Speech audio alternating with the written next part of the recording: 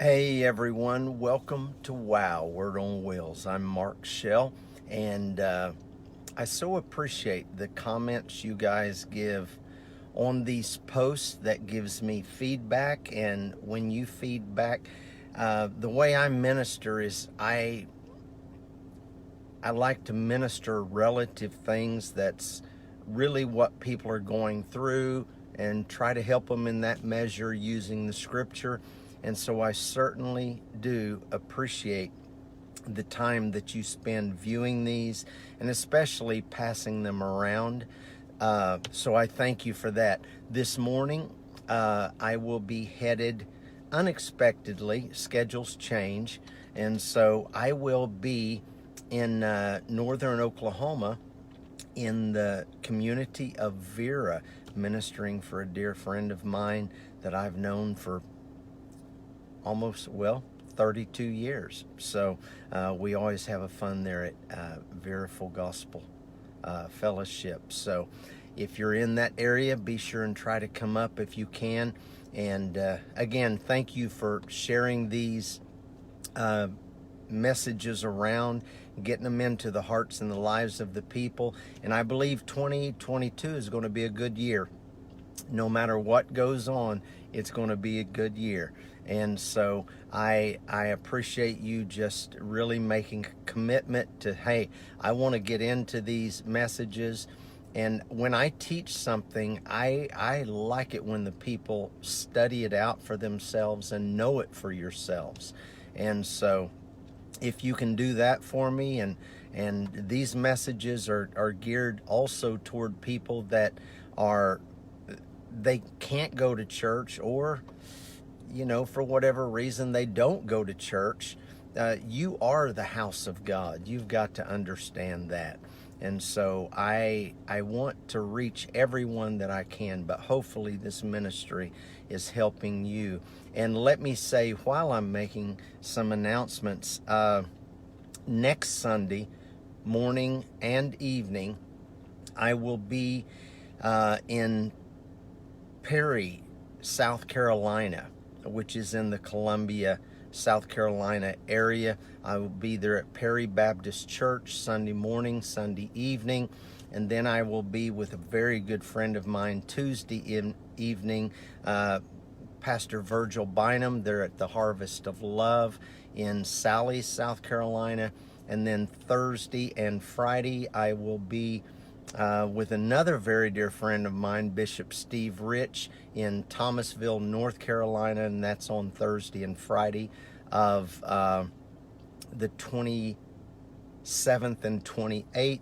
And then on the 30th, I will be with Philip and Diana Hamilton there in North Augusta, South Carolina. So if you're in those areas, if you're a partner with the ministry, you should have received an announcement postcard. And also, if you can, it will be posted on the ministry's Facebook account, Mark Shell Ministries, here on Facebook. They are going to post that, and so if you can copy it and share it with your friends that maybe aren't partners with the ministry, to have the knowledge the ministry is coming. Thank you for doing that. This is a group effort. It's not a one-man show. This is a group effort. So I thank you for everything you do to help get the word out about the goodness of God. What I want to share with you very expeditiously this morning, one of the first messages in my heart, the first message showing the goodness of God that Jesus taught was the Sermon on the Mount. And over the years, I have maybe ministered on it once or twice. It was nothing I was delving into. I understood it. I knew it. I never delved into it. And this week, it just kept on coming back to my mind. And of course, from what I learned from it, I'm sure I will take this much deeper, but I want to give you a brief synopsis of the way I see it. And the good news about truth is truth, and everyone has their own opinion, their own perspective, And as many of you know, I love to study the word exegetically from the letter, eisegetically from the allegorical and the metaphorical positions of what words represent according to the scripture. And that's the way I like to study it. And not everyone agrees with me because they don't see it the way I see it, nor do I see it always the way they do. But the good news is we can all get along knowing that God is good. But in the Beatitudes, Matthew, the 5th chapter, I believe it is, that word beatitude actually comes from a Latin word meaning blessed or blessedness. And so when Jesus was teaching the 8 Beatitudes, the 8 blessings, that word blessed or blessedness from beatitude in the Latin literally means in the English to be empowered or authorized. So understanding how words have roots and have extended meanings, not trying to make it fit what you want it to, but legally the way it can fit. You could actually say empowered. You know, Jesus said blessed is the poor in spirit. You could say empowered are the poor in spirit. So in the teachings that Jesus gave in this one sermon, it set the precedent for the rest of his ministry. It was the why I am here as God in the flesh ministry. And so in that first one, he said, blessed or empowered are those that are poor in spirit. Now, your spirit, and I go from the Greek and the Hebrew and the Aramaic, and so I just break it down into simple English. By definition, the word spirit is a mental disposition, the way you think, your opinion, okay? And so blessed or authorized are those that are poor or inferior. Poor in spirit is inferior in mental disposition, for theirs is the kingdom of heaven. Retranslated, if you'll allow me, empowered and authorized are those who, and this is from the definitions of the original language, empowered are those who have crouched, cringed, and even seen themselves as less than and displeasing to God according to the old law, because now they possess the authority to be happy and rule, knowing they are accepted and loved.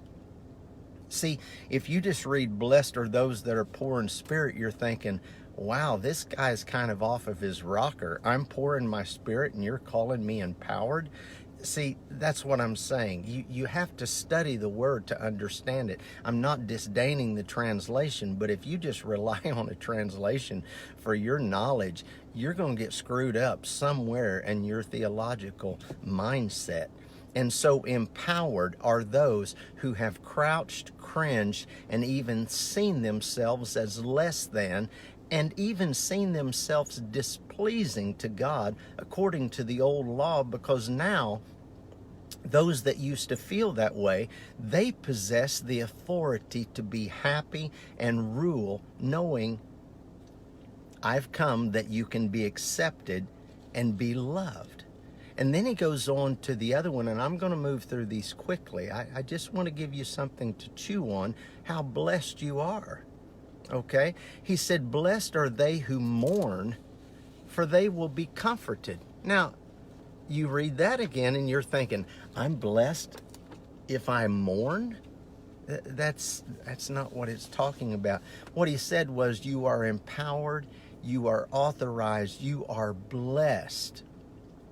Those of you who have had deep mental suffering because you felt left alone without hope, as if God had not approved of you, because now you are called on and invited by the Father to live life to its fullest, because you are now accepted as you are. I've always threatened I need to translate a redneck Bible just so the common person, average person, the Joe that's on the way to work and reads a few scriptures can understand it. But that's what it's talking about. You are empowered because Jesus has come. He said, I have come to empower you to get rid of the mental suffering, thinking that you're alone and without hope in God and that God doesn't approve of you.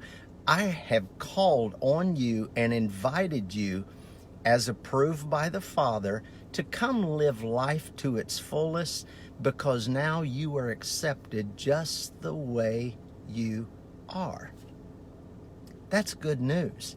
Now you see why many books, their authors, many writings about, the Sermon on the Mount, it's called the Beatitudes. These are the 8 messages that empower the believer. And sadly to say, we've got off into our faith messages and all of this, and I am a faith teacher, and I look back and I say, God forgive me, I wasn't even thinking. I got off into a faith message, but this is where faith in God is built, understanding how blessed and authorized we are. And then he goes on to say, blessed or empowered are the meek, because they're going to inherit the earth. And many people say that, you just stay humble here and meek, and one day you're going to come back and rule the earth. Baby, the earth has been given to us long before any of that, okay? The earth is ours. What he said was this, and again, I'm not just giving you what Mark thinks it says. I went into the language, drew the definitions out, and just put it in a verbiage we can all understand. He said, you are empowered and authorized. You are the calm. C-A-L-M. You are the calm. Those of you who have stayed quiet and you waited patiently, for now you are the inheritor, and you have been granted the right to live at peace with yourself and possess your destiny. He said, now that I have come and I'm getting ready to do what I'm going to do on the cross, you can stay calm. And those of you that have just stayed quiet and you've waited patiently, I'm here. I am here. He said the Messiah has come. They didn't believe he was, many of the Jews did not believe he was the Messiah, but he said, you are blessed and authorized because I have come to make you one with the Father and to start thinking one with the Father. You're so blessed. And then he goes on to say, you are blessed, those of you who hunger and thirst for righteousness, for you'll be satisfied. And we used to sing that song, as the deer panteth for the water, so my soul longeth after thee. Well, so melodious, so beautiful of a song. However, Jesus told the woman at the well, whoever drinks of this water will never thirst again. You can never be more righteous than you are if you've accepted Jesus Christ and what he did on the cross of Calvary. So I hate to nix those lyrics, but your hunger and thirst ought to be to know what Jesus did and why he did it. Okay? That's where our hunger and thirst ought to be. And I mean no slam against anyone there, but somebody's got to say it. That's the problem with the world today. Everybody's afraid to say something. Well, I don't want to offend them. Well, if you do, it's their fault. It's not yours. Well, that's just my opinion. Sorry. And I have one. I have one. But he said, blessed are you that hunger and thirst after righteousness, because you're going to be satisfied now that I've come. What he said was, you are empowered, you are authorized, you are blessed. You are so blessed. You people, by definition, that have yearned longed and deeply craved to be in right standing with the Father without limits, you don't have to crave it anymore. It's no longer a desire. It is now a reality. Are you hearing what he's saying? You're empowered because you have the reality you are right with God without your works. Without your works. If you could do one thing to make God be more pleased with you, Jesus was not the sacrificial lamb that was pleasing to God. It just doesn't make sense. Then he goes on to say, you are blessed if you're merciful, for they shall receive mercy. Blessed are the merciful, for they shall receive mercy. Retranslate, you are empowered, you are authorized. The ones who have not taken vengeance or carried a grudge of judgment toward others finding their way. For now the Father has no vengeance toward you. Jesus said, because I've arrived and you are so blessed being merciful, because you're not holding grudgements and vindications toward others while they're still trying to find their way. If they knew their way, they wouldn't treat you the way they did. Okay? So you can say, poor soul. Instead of getting mad, I'll be glad when you find your way. Somebody just needed to hear that. Instead of letting them upset you, just, I'll be glad when you find your way. See, that's showing mercy. You're not getting mad. You're not holding vindictive attitudes toward them. You're just saying, I'll be glad when you find your way. So Jesus said, now that I'm here, that's it. The Father will not show any grudges or vindication toward you either. So you're blessed, being merciful. Then the sixth beatitude, he said, blessed are the pure of heart, for they shall see God.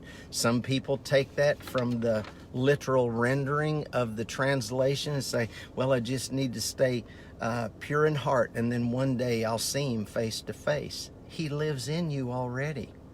So we know it goes beyond the simplicity of that. It's even better. What he said was, you are empowered, you are authorized, you are blessed. The ones who have not allowed the pollution and corruption.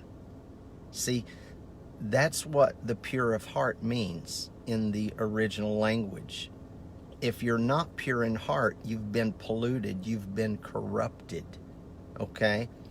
So, let me render again from the language, the meaning of it.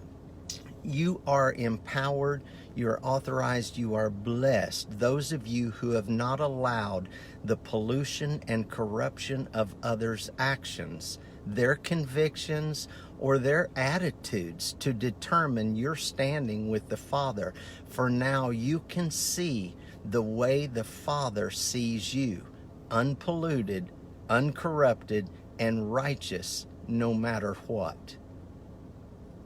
And see, sad to say, that's what religion is. Religion is a pollution. And what pollutes it, and you know this, but religion is man's effort to attain God. Revelation is God coming to man. We don't need religion. We need revelation, an unveiling of what has already happened. And that's what the Beatitudes, Jesus was prophetically speaking when he died and raised from the dead. This is what's going to happen. You are empowered, and you are so blessed that you have stayed pure in heart. Well, Mark, am I pure in heart? I don't know. How much do you live someone else's convictions? How much do you let what other people think about you change the way you think about yourself? You know, I don't know who you let be your Lord, but Jesus said there's only one Lord. And so you are pure in heart. If you live your own convictions, it doesn't mean you listen to other people. But here's the thing. When truth comes, a new conviction comes. Well, what is a conviction, Mark? A conviction, pardon me, is not just something to make you feel bad or guilty. A conviction means, okay, that is a moral boundary, that is a mental boundary that when I cross that, I know I've done wrong. I shouldn't. So I have a conviction of cussing somebody out. I have a conviction of that. I don't want to do that.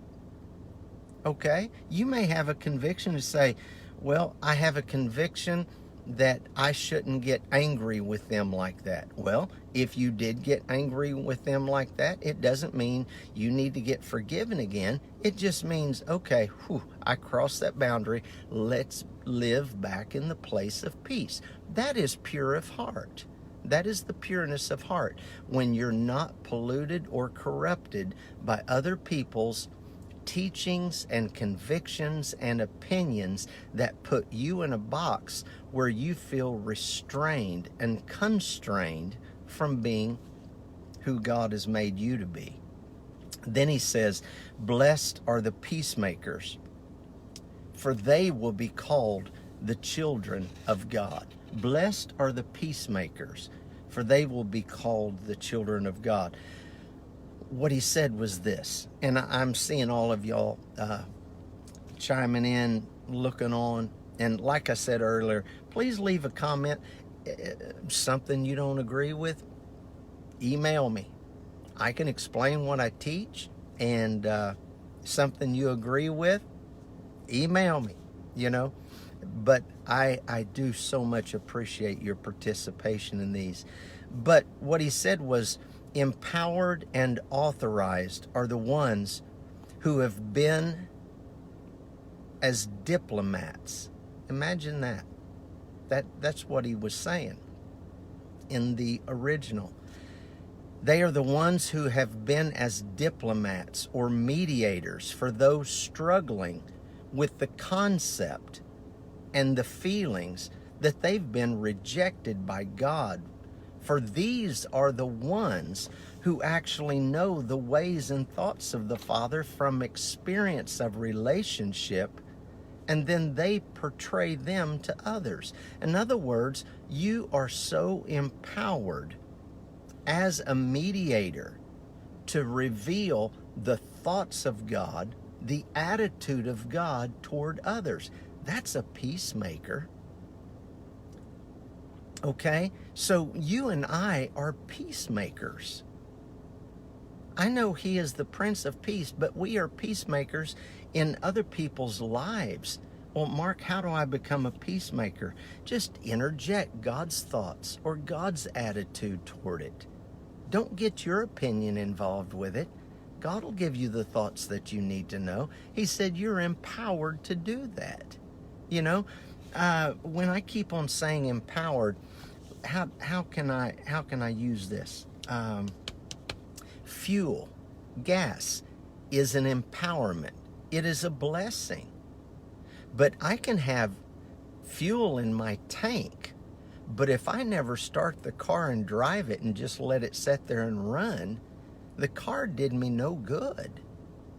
And so unless you actually start just praying, God, help me become more of a peacemaker with people. Help me show your thoughts and your attitudes toward them and reveal it to them. And that's how people see God. So children of God, they shall be called the children of God. Who's the child of God? The one that shows the attributes and the thoughts of God and portrays them to others. Then the last beatitude he mentioned, and I'm sorry to move through this so quickly again, there is so much to teach in this. I may have to do it on the road in a series. But he said, blessed are those who are persecuted for the sake of righteousness, for theirs is the kingdom of heaven. And this is where we get a lot of the well, I'm just going through it now, but when I see Jesus, it'll all be worth it. Well, that's fine, but that's not what he's talking about. Blessed are the persecuted for the sake of righteousness. Empowered are the ones who do not allow the slander and accusations of hypocrisy and legalistic teachings of a law fulfilled to bring them into a state of unworthiness, condemnation, or fear of blasphemy for understanding their right standing before the Father. These are the ones who rule and reign in a state of rest and happiness. Pretty amazing, isn't it? I think it's a little more clear than blessed are the persecuted for the sake of righteousness. How can you be persecuted in your righteousness? By telling people, I'm right with God. Yeah, but you said a bad word. I'm still right with God. Yeah, but you did this. I'm still right with God. When are we going to get that? And Reverend, Bishop, Father, preachers, please stop trying to take the place of the Holy Spirit. He is the one that creates the oneness with the Father in the minds and lives of a person, not us. All we're here to do is reveal the blessedness and the authority of being a believer. The Word says this, you will know them by their fruit. So here is the fruit, okay? I know in the New Covenant, the apostle said the fruit of the Spirit is love, joy, peace, meekness, kindness, temperance, self-control. Against such there is no law. Here we go. The fruit of the Spirit of being blessed, according to the Sermon on the Mount, is this. You are one with the Father. You're free to be you in spite of the judgment of others. You live in the reality you are right with the Father because of Jesus and not by your works. You no longer talk like a sinner, but you talk and act as though God is your Father and Jesus is your best friend. You're not vindictive. You don't carry grudges toward others or even beat yourself up. You don't allow others' convictions and opinions of you to detain or arrest you from your goals of living at peace. You're a peacemaker. You're a diplomat for the kingdom of heaven. You share the thoughts and attitude of the Father to others just as He has that attitude toward you. You do not allow slander, accusations, or blasphemy, or fear of hypocrisy to interrupt the peace and the goals in your life. Why are there 8 Beatitudes? Because in numerical symbolism, the number 8 represents a new beginning.